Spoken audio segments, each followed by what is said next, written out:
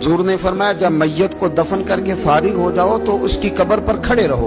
खुद हुजूर भी कब्र पर खड़े रहते दफन करने के बाद, और फरमाते इसके साबित कदम रहने की दुआ करो, इसलिए कि अब इससे सवाल जवाब होंगे। अब फरिश्ते इसकी कब्र में आएंगे, अब इससे पूछेंगे, अब इसके साथ वो इम्तिहान होगा, तो इसके लिए दुआ करो, कब्र पे खड़े होके दुआ मांगो। एक हदीस में फरमाया कि इतनी देर दुआ मांगो, इतनी देर दुआ मांगो कि जितनी देर ऊंट ज़िबा करके खाल उतार के गोश्त बना के, ऊंट ज़िबा करना सबसे ज्यादा मुश्किल है, ऊंट ज़िबा करके खाल उतार के गोश्त बना के बांट देते हो, इतनी देर मरने वाले की कब्र पे खड़े रह के दुआ मांगा करो, क्योंकि अब फरिश्ते आएंगे, सवाल जवाब होगा। मुसन्नफ अब्दुल रज़ाक में हदीस है कि एक बंदे को सिर्फ एक कोड़ा मारा गया था कब्र में, तो उसकी सारी कब्र में आग भड़क उठी। तो पूछता है कि ये एक कोड़ा मुझे क्यों मारा गया? तो उन्होंने कहा एक वजह तो ये थी कि तू पाकी पलीदी का ख्याल नहीं करता था, और दूसरी वजह ये थी कि एक दफा एक मजलूम ने तुझसे कहा था मेरी मदद कर, और तू मदद करने पे कादिर था, तेरे अंदर हिम्मत थी, और तू उसकी मदद के लिए तैयार नहीं हुआ। वो हमारा मशहूर फिक्र है ना कि सानू की लगे पराई लड़ाई पुराई आकन असी घर क्यों ले आइए। तो वो जो हमारा खास मामला है ना कि किसी की मदद नहीं करनी, वो हमें खराब करते हैं, हमारे हालात बिगड़ जाते हैं। मदद करने पे कादिर होते हैं, पर किसी मजलूम की मदद, एक कोड़ा लगा तो पूरी कब्र में आग भड़क उठी।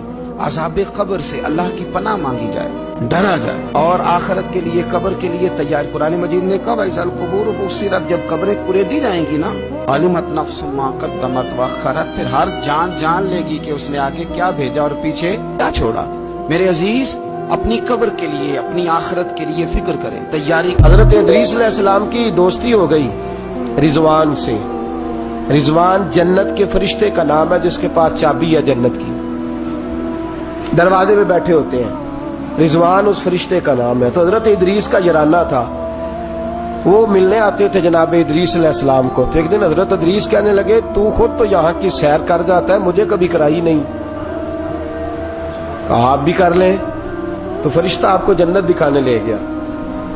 जन्नत में जाके तो कहने लगा हुजूर चले, फरमाने लगे किधर? कहने लगा वापस, फरमाने लगे मैंने जाना ही नहीं। उसने कहा क्यों? फरमाने लगे अल्लाह फरमाता है हम फीहा खालिदून, जो जन्नत में आएगा निकाला नहीं जाएगा, तो तू कैसे मुझे निकाल सकता है? कहने लगे जनाब आपने सैर का कहा था। फरमाया सैर ही है ये, इसलिए कि जन्नती सारी उम्र ही सैर करेंगे, वो सैर ही करेंगे, सफर तो थका देता है बंदे को, ये सैर ही है। अब वो फरिश्ते परेशान हुए तो रब करीम ने फरमाया वो फरिश्ते तेरा और इसका यराना भी मैंने लगवाया था, और इसको जन्नत की सैर पर आने की ख्वाहिश भी मैंने ही पैदा की थी, और तू कौन होता है मेरी बगैर इजाजत दरवाजा खोल सके? बुलवाया भी मैंने ही था, और ये जो मैंने कहा ना अड़ जा, ये तौफीक भी मेरी हुई है, मेरी तलब भी तो तेरे करम का सदका है। ये पांव उठते नहीं बल्कि ये उठाए जाते हैं। तो जब बुला लिया है, जन्नत में दाखिल करा लिया है, और जन्नत भी वो वाली जिसको मेरे रसूल पाक के कदमों ने जन्नत बनाया है, वो जन्नत जिसको रियाजुल जन्ना का लफ्ज दिया है, हुजूर ने जन्नत जिसको बनाया है, वहां तक पहुंच जाए। ये है अर्ज़ जन्नत, ये तैबा की जमीन है अर्ज़ जन्नत, पर जमीन किसकी है? कैसा अजीब मामला है। ये है अर्ज़ जन्नत, ये तैबा की जमीन है। जन्नत भी यहीं, क्योंकि मालिक जन्नत भी यहीं है, जन्नत भी यहीं, मालिक जन्नत भी